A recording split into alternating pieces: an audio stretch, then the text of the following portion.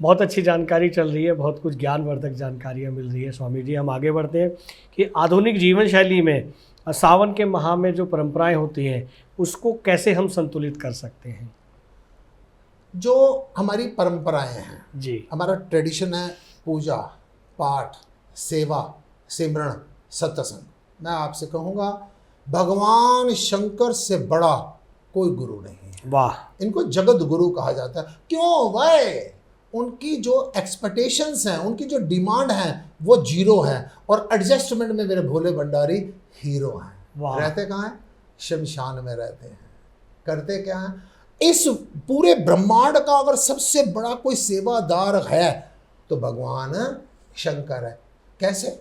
जिस समय पर देवी देवता और राक्षसों के बीच में समुद्र मंथन हुआ, तो याद रखना इसमें लॉजिक दे रहे हैं क्या, कि अमृत मिलने से पहले विष मिला। ये क्या मैसेज है? घर से चले थे हम तो खुशी की तलाश में, खुशी की तलाश में, गम सामने खड़े थे यूं ही साथ हो लिए। वाह वाह वाह। कुछ दिल से दिल की बात चली और रो दिए, क्या यूं हसरतों के दाग। इच्छाओं ने हमको अंधा कर दिया।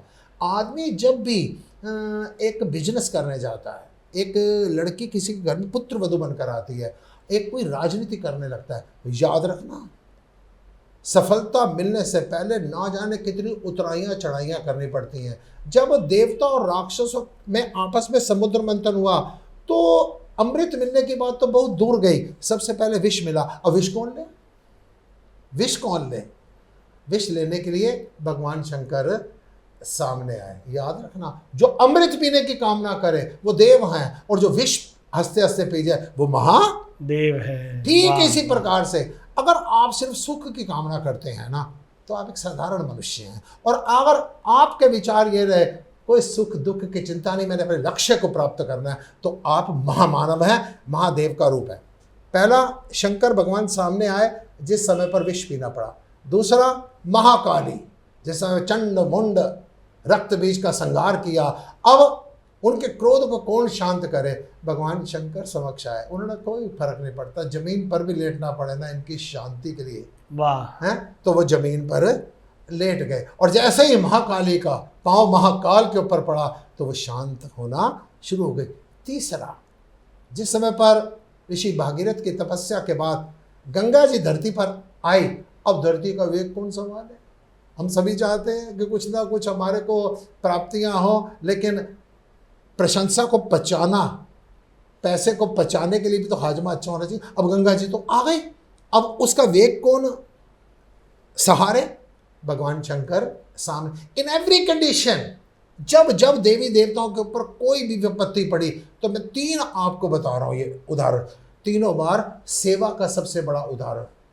सावन में ये जो हमारी परंपराएं हैं, कहीं कावड़ आ रहे हैं, कहीं सोमवार को जल चढ़ाया जा रहा है, इसमें मुख्य उद्देश्य अपना सेवा रखिए। दूसरी बात, सिमरण। शंकर और पार्वती आपस में कंट्रोवर्सी पैदा हो गई।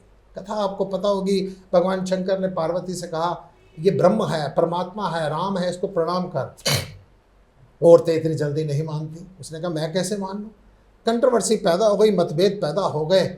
और ये क्या मैसेज है? आपके परिवार में भी, हमारे परिवार में भी कंट्रोवर्सियाँ पैदा होती हैं, और जिस समय पर कोई समस्या हो उस समय पर चुप रह के भगवान का सिमरण करना चाहिए। भगवान शंकर ने क्या किया? भगवान शंकर सिमरण करने लगे, सिमरण करने लगे। और जिसने सिमरण नहीं किया, आप लोग अगर सिमरण नहीं करते तो आप टेंशन में होते हैं, आप लोग अगर सिमरण नहीं करते आप तनाव में होते हैं, और आखिर में आप क्या कहते हैं? पार्वती ने क्या कहा?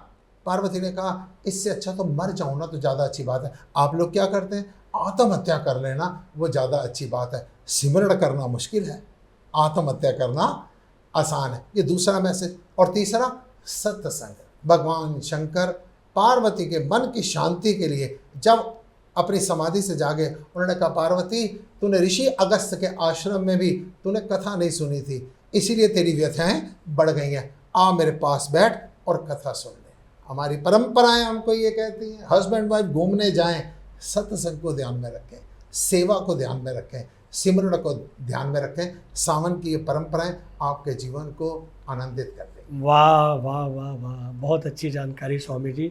अगर आप ये वीडियो YouTube पर देख रहे हैं तो हमारे चैनल को सब्सक्राइब करें और बेल आइकन को दबाना ना भूलें। अगर आप Facebook पर ये वीडियो देख रहे हैं तो हमारे पेज को लाइक करें।